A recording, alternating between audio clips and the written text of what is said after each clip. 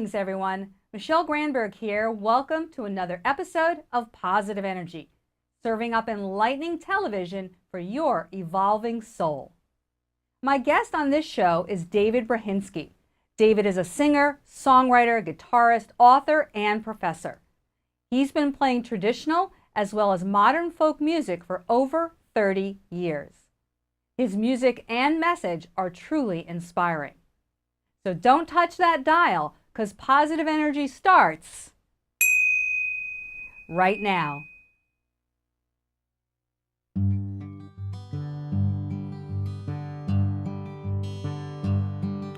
My love for you grows quietly like a newborn shoot in spring. Its sweetness is so subtle, like a tangerine. I guess, my friend, it's very much like your love for me. We'll be lovers in the winter of our lives. Our love is like that big old tree that's growing in the yard. Its roots as deep as time itself, and it ain't really hard to feel our branches springing out from each and every side.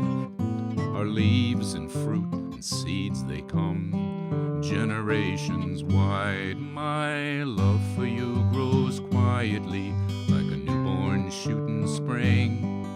Its sweetness is so subtle, like a tangerine. I guess, my friend, it's very much like your love for me. We'll be lovers in the winter of our lives. I see us when we're old and gray. It won't be long now, love. You'll hold my hand and I'll hold yours. You'll still be my turtle dove. And when we die, we'll be all right, for we'll be satisfied. Our souls have grown together into the great divide. My love for you grows quietly like a newborn shoot in spring. Its sweetness is so subtle, like a tangerine. I guess, my friend, it's very much like your love for me. We'll be lovers in the winter of our lives.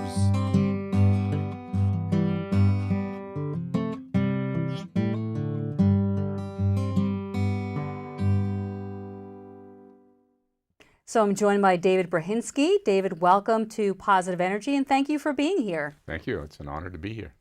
So let's start by talking about your music. You are a musician, long time. When and where did you develop your love of folk music, and who influenced your style?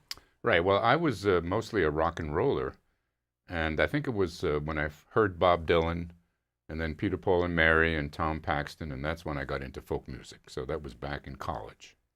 Nice. Yeah. When everybody was getting into that type of Right, music. and I was actually a little later than some. I've met some people my age or around my age who were getting into it earlier than me. So I was a little bit of a latecomer, which is nice. I didn't get burned out right away. And so that's when you started playing in Yeah, college? I started getting into it in college, but I really didn't become professional until much later. You want to hear how I became professional, how it started? Yeah. My daughter was going to PDS for a couple of years, and we went to the auditorium, and they asked the parents if the parents could do anything. I said, well, I play guitar. So they asked me to do a little performance of sea shanties.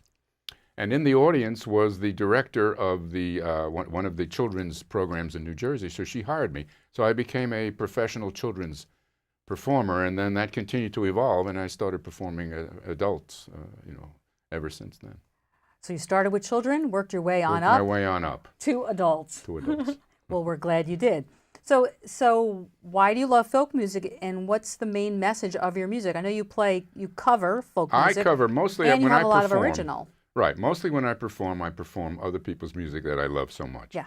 And to me, it's about social justice primarily. It's also about deep feeling and deep understanding, and a lot of it is very philosophical. I do a lot of Leonard Cohen, very philosophical, a lot of Bob Dylan, very philosophical, but also Social justice is an important part of folk music, as I'm sure you know, and I'm really interested in that. So would you say it's even more relevant today or less relevant? It seems to be more relevant today than ever, but it's never irrelevant. No, I would definitely agree with that. Right. So what would be your hope for the music that you play? And I know music is healing. Music by design brings people together. What have you seen with that, and what's your hope? Yeah, the hope is that conscience gets touched and continues to rise and become active. Yeah.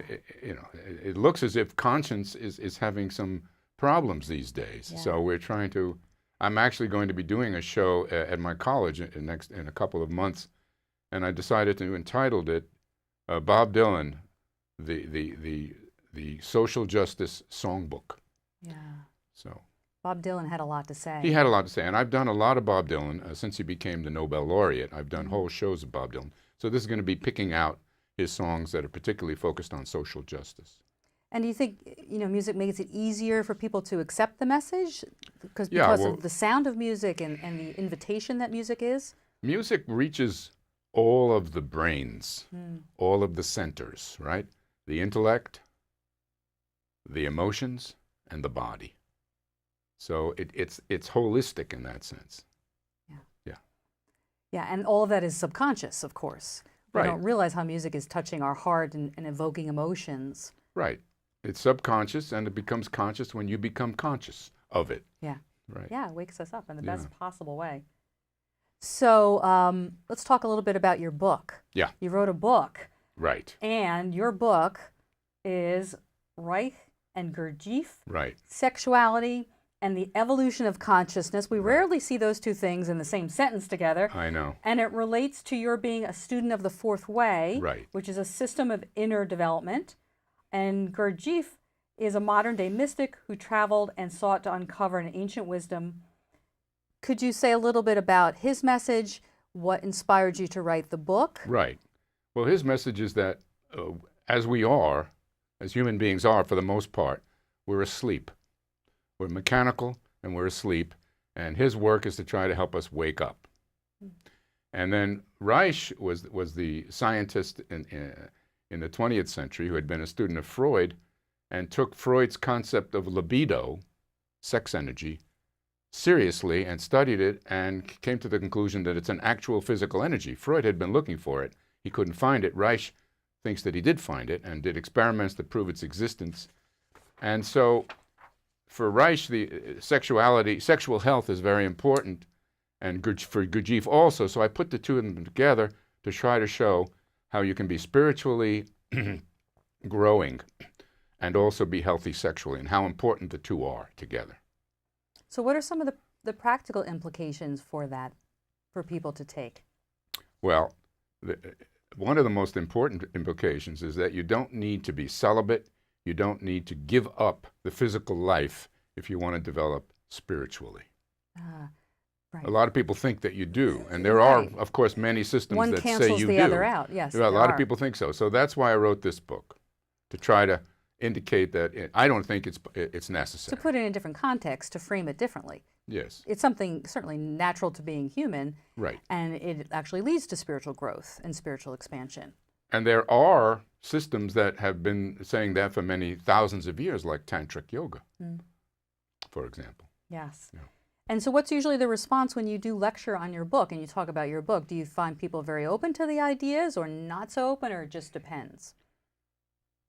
Usually, when I lecture on the book, it's to groups of people that are interested in the subject. So they're usually very, very open to it. I lecture on many, many different topics, and I try to lecture on topics that the audience would be interested in. You tailor them to the audience. Yeah, right. I give a lecture on the ethics of torture to 3 different groups last year, and that went over well with 3 different groups of mostly senior people. That definitely depends on the audience. Right. Yeah. So say a little bit more about some of the, I know you've been going around speaking and teaching for many years, Right. That you teach lecture in philosophy, as you said, in world religions. So what's the main message in your teaching?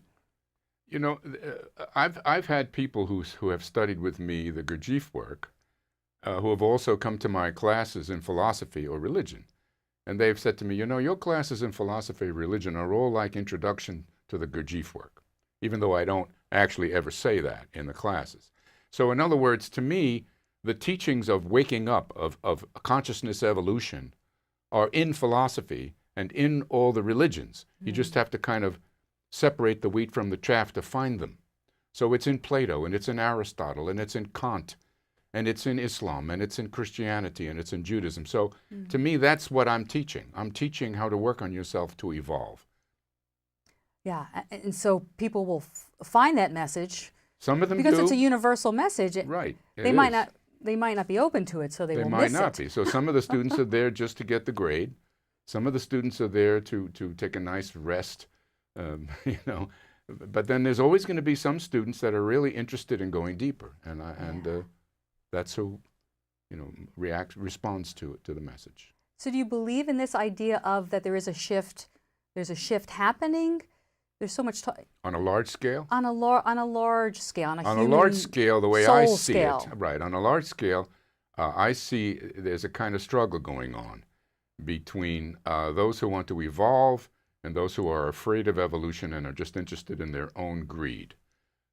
And it's a struggle that's been going on probably for a long time. And now with modern media and everything, we can see it pretty clearly. I don't know who's going to win, but I'll just keep working, and we'll all just keep working for what we can do. Right. We'll just stay on the leading edge of trying to move it in the direction that feels best to us, that is towards awakening, collective awakening, and consciousness raising. Exactly. We don't know what the tipping point may be, if there is such a thing. No, we don't. Yeah, so we just have to keep doing, that's why I'm doing this show. Exactly. Frankly, right? To bring some more light into the world, to cause people to think in this way. So how about, you know, for you personally, I know that what you teach obviously is your passion. It's what you believe in. So how do you draw from that personally? How has doing that affected your personal life? And what's your personal spiritual practice? Right. How does that look? Well, you can't teach this work without doing it. I mean, you can try, but you teach what you are, not what you say. I believe that. Yeah. So if I'm not working on myself to try to become more awake every moment that I can, then my teaching is worth nothing. So that's how it mostly affects me. It keeps me on my toes. Yeah. You learn best when you teach. You probably know that. Most teachers know that. Yep. Teaching that's when I'm is the growing best way the most, to learn. when I'm teaching it. I'm more awake and more conscious when I'm doing that. Right. So I try to bring it into my life with my wife, with my friends, with my children, with my I have one grandson. So, you know, I try to do it all the time. So it's staying aware of it and being conscious and observing yourself as you're relating and applying it in those situations. Do you do any form of meditation or more just contemplation? Well, I do practice Tai Chi, which is a form of meditation. Yeah. I do have a whole yoga routine that I do and a Qi Kung routine that I do every day, which is a form of meditation. In terms of sitting meditation, I do some sitting meditation with Susanna De Rosa, who's the Tai Chi instructor. She does it with us usually almost every week. And on my own, I think of myself as practicing what is called fourth way meditation. The fourth way is the Gurdjieff work, is another name for it, which is meditating on the run. So in other words, right now, if I'm actually doing it right, I'm actually meditating now. In other words, I'm observing myself and I'm trying to remember myself while I'm talking to you. I'm doing, you know, and as everybody knows, with any kind of meditation, it goes in and out and in and out and in and out. So you're meditating, you're not meditating. You're meditating, you're not meditating. Can you boil that down to maybe one tip, one thing that you can tell people right now that will be almost like a mantra or a trigger for them to remember that? Well, I think the first thing, so to speak, is to realize that you're not awake, that you're not observing yourself. So if you can observe that, at that moment I was not awake, I was not observing myself, that's the first step towards this whole process. And the more you do that, the more it grows. And then you can also read, there's a lot of literature out there that can help people grow. And I still have a school in the fourth way, and we meet periodically. I see people independently. So if anybody wanted to study with me, they can find me, and that's a possibility too. And you can dive deeper into that. Right. But I love the idea of just pausing and saying, am I awake right now? Right. Am I aware right now? And if not, let me wake up. Let me be observant and witnessing me and what's happening in this particular moment. Right. So do you want to say anything about, maybe locally where you play the most, and anything about your music that you have produced, that you've put out there? Yes. Well, I'm going to be performing in New Hope at a new venue, Four Crows, in February, and then I perform regular, and I hope that becomes a regular. And then I'm going to be performing in Somerville in March at the Dragonfly Cafe. I perform in Roosevelt every year. I perform at the Princeton Center for Yoga and Health regularly. Mm-hmm. I do have a website which has all of my upcoming performances and lectures as well. So I'm mostly local. Sometimes I will be performing in Pennsylvania at my college, and sometimes I'll go into New York and I'll get a gig there. And you have a team of musicians. I have a group that go around with you. Yeah, and it depends on where, when, and who's available. It's called David Brahinsky and Friends. So whoever's available, we play. They play with. Beautiful. Yeah. So I know that you're going to share a song with us. Yes. Tell us a little bit about the piece that you're going to play. Okay. I've put Lao Tzu, Walt Whitman, other great philosophers and poets to music. And in some ways, that's my favorite music to play of my own. So I think I'll do one of the Lao Tzu songs here. So it's the soundtrack to philosophy. Right. Almost. Exactly. And that's your spin on things. I think that's what makes you unique and your music unique as well. And it also has such a message to it. Right. Yeah. So speaking of messages, do you have some final thoughts, what you really, really, really want to leave people with? Well, if we don't wake up, we're not going to be around to keep trying. So time is short. Yeah. So it seems. We don't know for sure. There's an urgency not to. It feels like it, you know. It feels like there's an urgency. And when you say if we don't, what? Well, you know, our technology. Do we have an endless amount of? No, I mean our technology has evolved. Finite? Yeah. So far, and our weapons are so amazingly powerful. So, but our spirit, our intellect, our understanding hasn't evolved along with the technology. Our technology is way ahead of our understanding. So, I mean, can you give fire to a bunch of children, right? Yeah. Or so that's the problem. So we want to try to raise that understanding as fast as we can on a large enough scale, so that we can balance things out, so that we can continue to evolve. Yeah. That's to me, that's an important thing we can try to do. Yeah, and any thoughts on why it is going in that direction? It's just too many factors to be able to add them all up, I believe. Yeah. Ultimately, I think it's just that the human race has evolved intellectually, technologically, faster than it's evolved emotionally. And why that's happened, maybe it's easier to evolve intellectually the way our brains are set up. I don't know, but that seems to be the case, don't you think? I've seen that, yes. Yeah. It seems that's more of our default. It's just more of what will happen if we don't make some effort. Yeah. I mean, our technology is absolutely unbelievable. Every time I make a phone call, every time, they get on the internet, you drive over these bridges. I mean, human race is absolutely amazing in what it can do. Yeah. But unlimited potential. Unlimited potential. Intellectually, but we also have unlimited potential spiritually. Right. And we want to try to catch up. We want those to be in sync with one another. That would be nice. Okay, so that's really a beautiful message. Thank you. So thank you, David Brahinsky, for that message and for the songs and the music and the difference that you're making in the world. Thank you. Thank you so much. Thank you.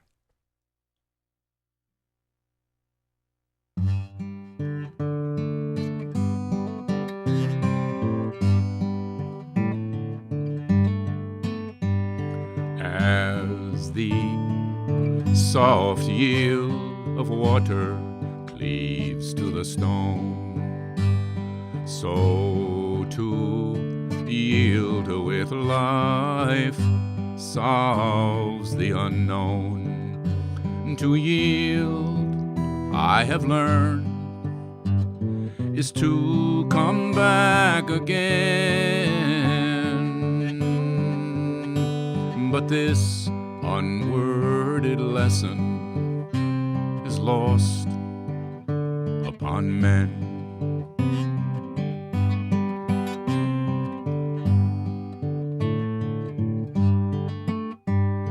Which means more to you or your renown, and which brings more to you or what you own, and which would cost you more if it were gone. But this easy example remains unknown.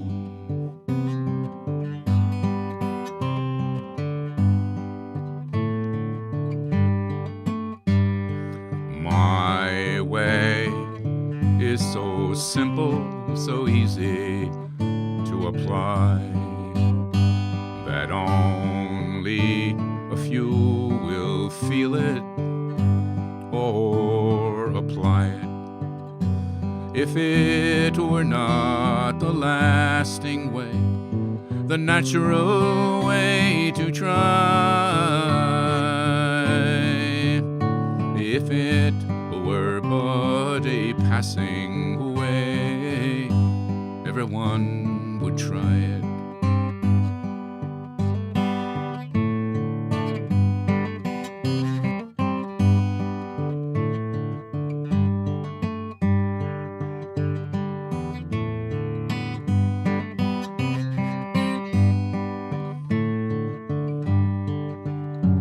But however few shall go my way or feel concerned with me, some there are, and those are they who witness what they see.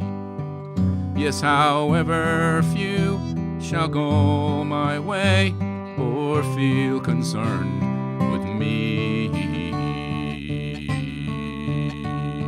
some there are, and those are they who witness what they see.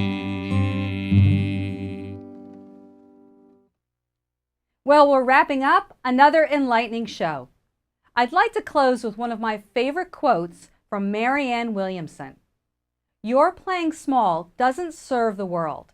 There is nothing enlightened about shrinking so that other people won't feel insecure around you. When you shine your light, you automatically give others permission to do the same. Thank you, Monday Morning Flowers in Princeton, for the beautiful floral arrangement. Thank you for watching. Please visit MicheleGranberg.com and join us next time on Positive Energy.